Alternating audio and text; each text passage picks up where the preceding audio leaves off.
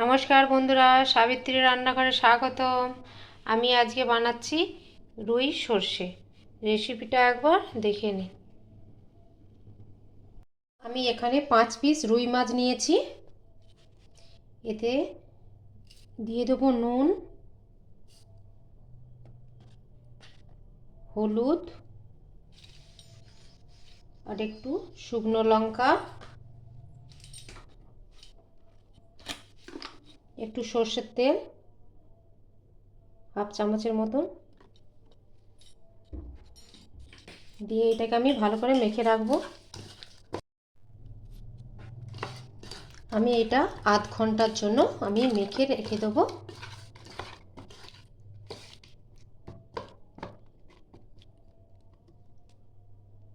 একটা পেস্ট বানিয়ে নেব।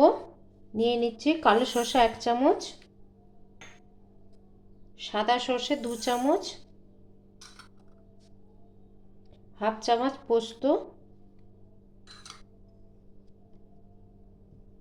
5টা কাঁচা লঙ্কা, অল্প 2-3 চামচ জল দিয়ে আমি একটা পেস্ট বানিয়ে নেব।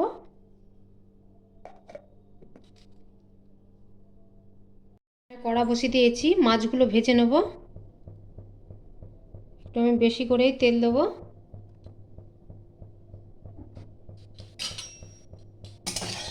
গরম হয়ে গেছে, এবার আমি মাছগুলো দিয়ে দেবো।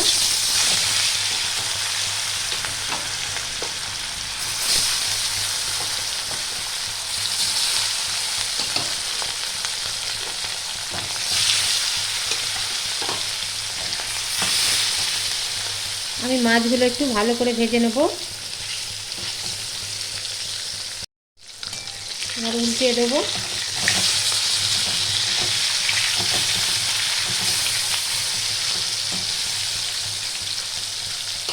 এই পিঠটাও ভালো করে ভেজে নেব।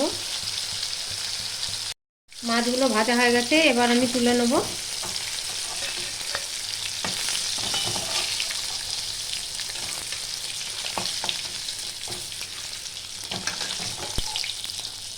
সব ভাজা হয়ে গেছে, এবার দিয়ে দেবো আমি একটা শুকনো লঙ্কা, একটু 5 ফোড়ন, এখানে 3টে টমেটো কেটে রেখেছি দিয়ে দেবো মিডিয়াম সাইজের।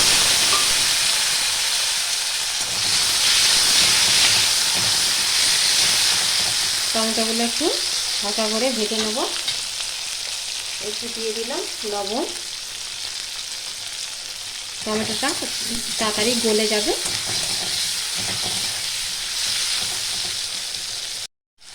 এবার দিয়ে দেবো হলুদ 1 চামচ, লঙ্কা 1 চামচ, কাশ্মীরি লঙ্কা 1 চামচ, আর একটু লবণ দিয়ে দেবো। দিয়ে এটা একটু ভালো করে একটু ভেজে নিতে হবে। এখানে একটু জল দেবো।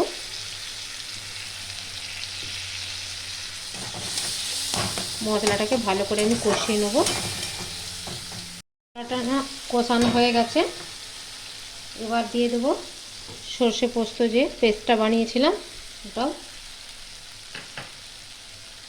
এইটাও 1 মিনিট একটু কষিয়ে নেব।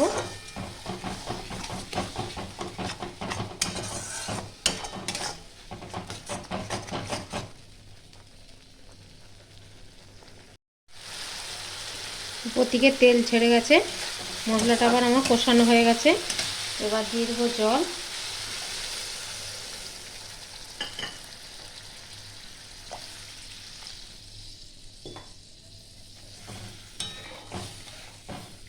এখানে আমি 1 বাটি জল দিয়েছি।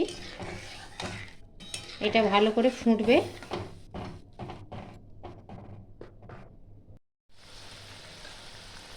ভালো করে ফুটে গেছে, এবার দিয়ে দেবো মাছগুলো। মাছগুলো 3 থেকে 4 মিনিট ভালো করে ফুটবে মিডিয়াম টু লো ফ্লেমে। মাছটা হয়ে গেছে প্রায়, এবার দিয়ে দেবো একটু সর্ষের তেল 1 চামচের মতন।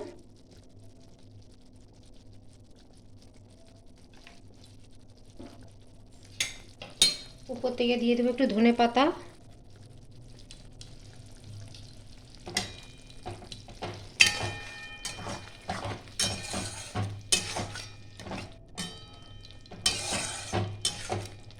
এবার আমি এটা নামিয়ে নেব।